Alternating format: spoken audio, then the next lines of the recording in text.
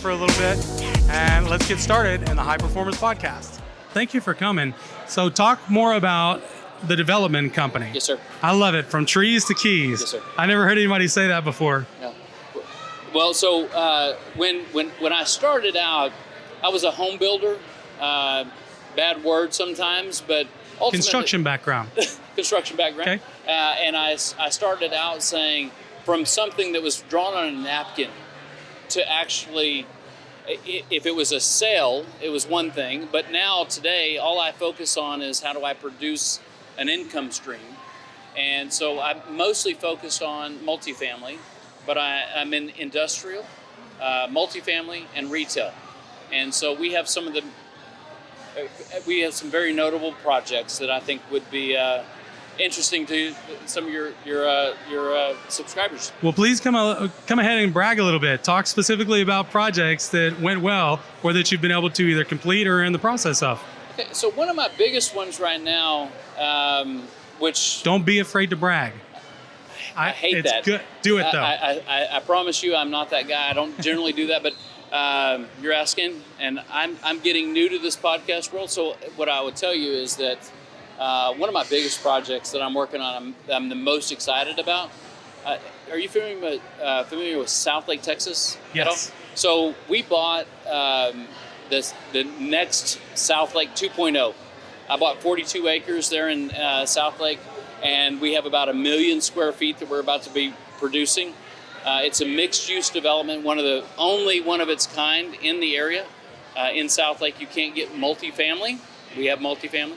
We have mixed-use retail, office, restaurants. It's a really, really exciting project.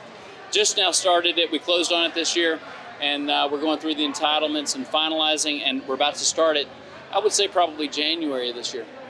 That is really exciting. So South Lake, high-value area? Yes, sir. How would you describe that? It's my home, and I love it very, very much. But I don't want to sound like it's something that it's a very high net worth community, and what we have is probably the best project in the community. And so, you told me to brag, I'm not trying to do that. I would just say this: our project is one of the most unique projects in this market, with the most diverse. You guys hosted this place. This is a wonderful place, by the way. It has a cigar lounge upstairs. I found that out. That was a unique thing. Have you been up here and had a cigar here? Yeah, it's wonderful. It's a great place. And you go, you push a little button and you go through a back door. It was a really neat place.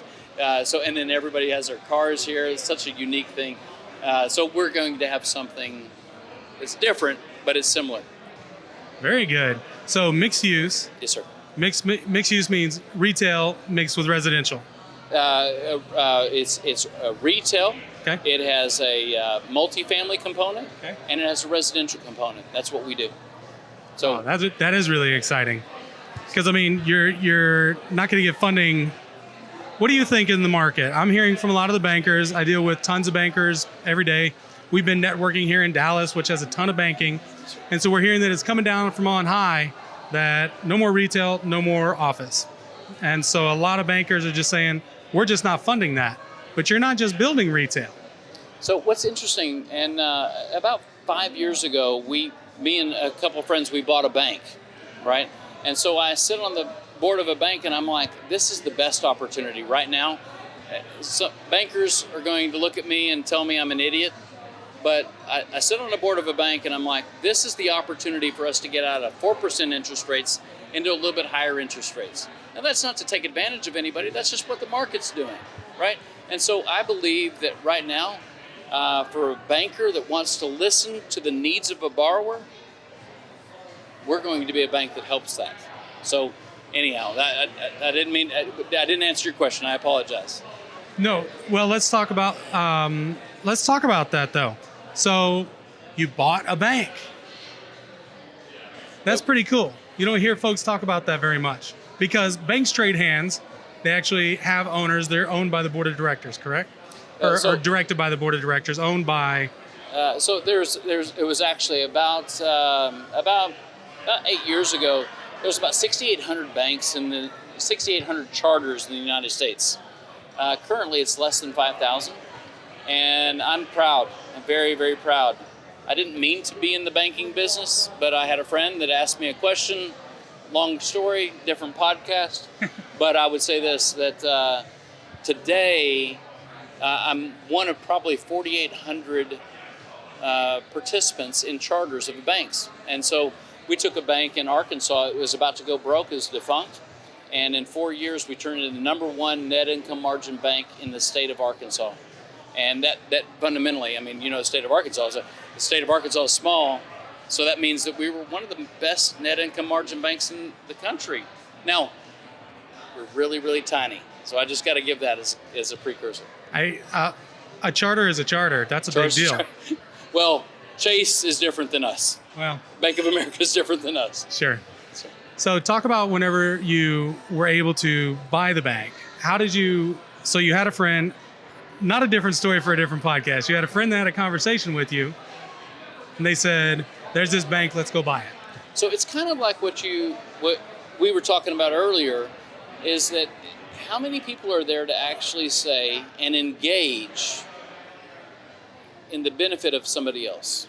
And so just as a real quick note, I went to lunch with a friend of mine and I said, tell me about your future. And he was a vice president of the bank at the time. And he says, nobody's ever asked me that question. And I was just a borrower at the time, right? Turns out that he says, I said, tell me about your future. And he says, I want to be the president of a bank and I want to sit on the board of a bank. And that week, and he's a very good friend. He was a good friend. He's a much better friend today. But he said, I want to be this. And I said, I want to engage that. Let's go and figure that out. And so we did that. So for about a year, we tried to buy one bank. It fell apart. And then we decided not to waste that time. And so by us not wasting that time, we went and 8 more times we tried to buy another bank. 8 more times. And finally, on the 9th time, we bought this bank in Arkansas. And it was about to go broke. And we fixed it. I'm very, very proud of it. It's been a great story. I don't want to take up our entire time with that. That's exactly what I want to hear about, though. How did you turn that business around? So you got a bank that's failing. What were some of the key changes you made? What were some of the mindsets? Because I'm guessing Yes, sir. You probably had to develop some high-performance people inside the business. You know what I would say, and this is an interesting thing. I know exactly what you're suggesting, and that is that people need to think higher. And I'll tell you what the problem was, is that the person that owned the bank thought too low. They were in it for themselves. They were not in it for their customer. They weren't in it for their employees. Today, I'm very proud because the bank that I'm the chairman of, it currently has people that have worked there for 35 years. And those people almost lost their job because of a bad mindset. And so when you get people that have the right mindset, they can think clearly, they can help somebody, people have jobs for more than 30 years. And if you don't do that, you're disgracing yourself and them. And so thinking higher, I agree with what you're saying, sir. Wow. I mean, I really love the way that you speak with passion about it, because it's not like it's manufactured. It's a very connected way that you're speaking about exactly what you did and exactly how you think already.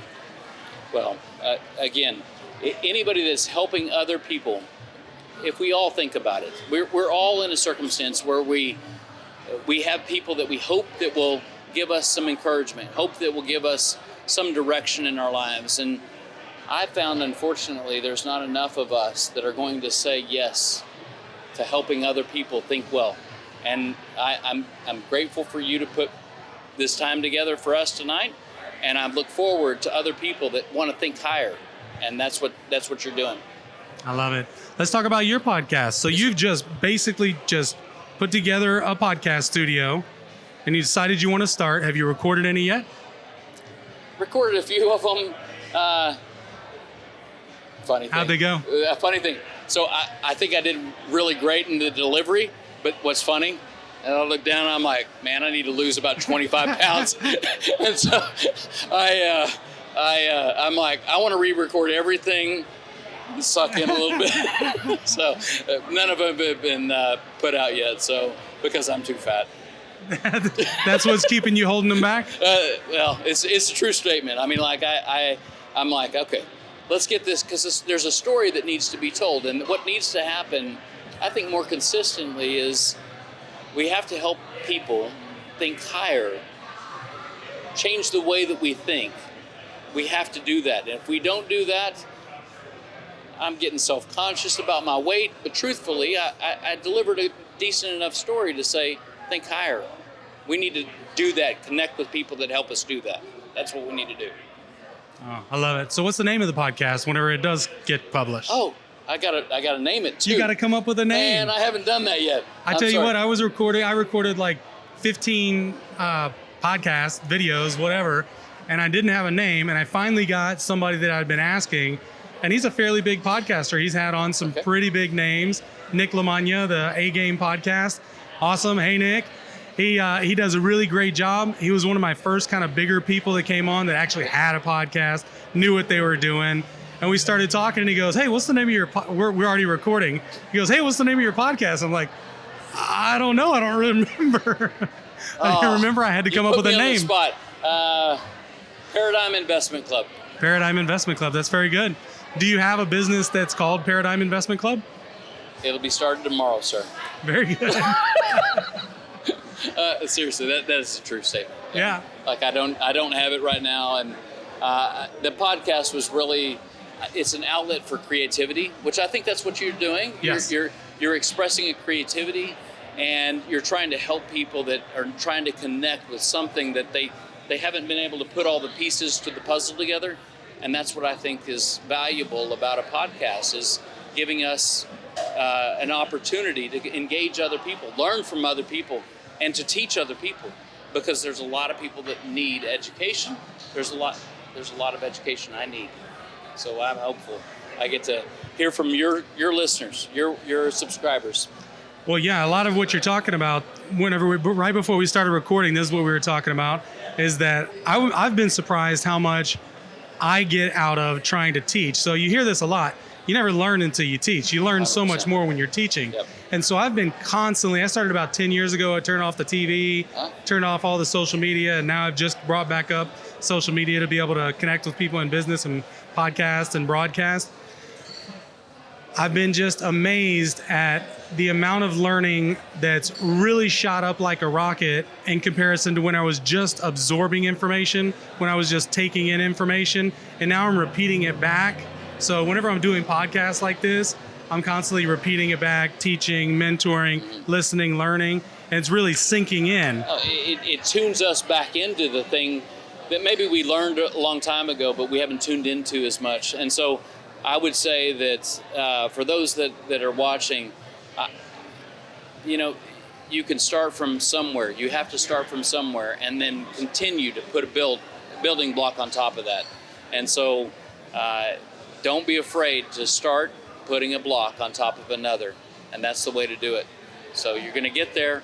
You just got to keep on stacking some blocks together. I love that. So let's talk about some of we talked a little bit about mindset already. Let's talk about, like, what do you do with your body, like physical habits, like things you actually do in the physical world. Man, I told you I feel like I'm fat. Like, that's not right. No. So I do try to work out. My wife works out every day. I work out 3 times a week. Doesn't show as well. I eat bad, so that's why it didn't show out as well. But you try to, like, tune in to what your body's saying. You know how much better you feel when you worked out? I mean, it's just a very different mindset. It helps those adrenaline, like the adrenaline builds up and you start that process. I always feel better when I've spent a few minutes on a elliptical machine, pushing a few weights around. I wish I did it more often. I really do.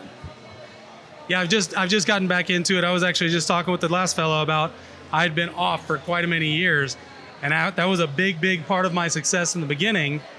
And it's almost like I can track where my success went financially with how I was disciplined with what I eat and what I do with my body. Well, because it helps clear your mind, right? Like when you do that and you're focused on a specific thing, your health, it just kind of clears your mind. You know it when you do it.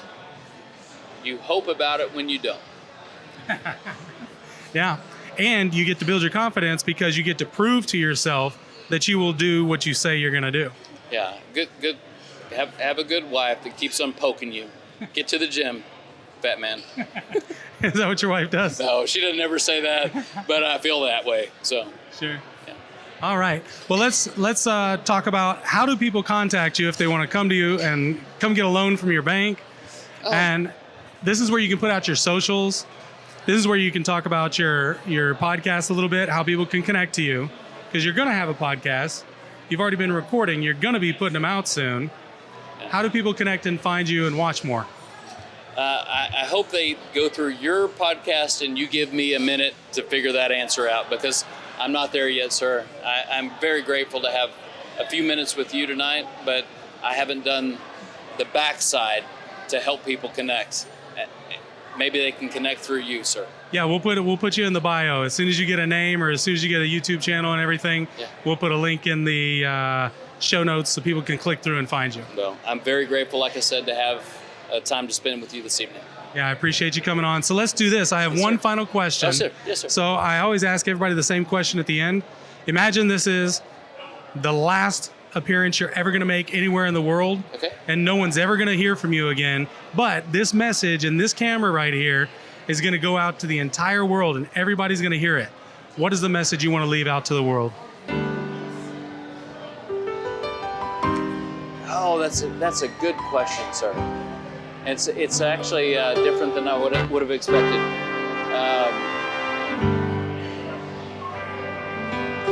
Anything I want to say. Anything you want to say.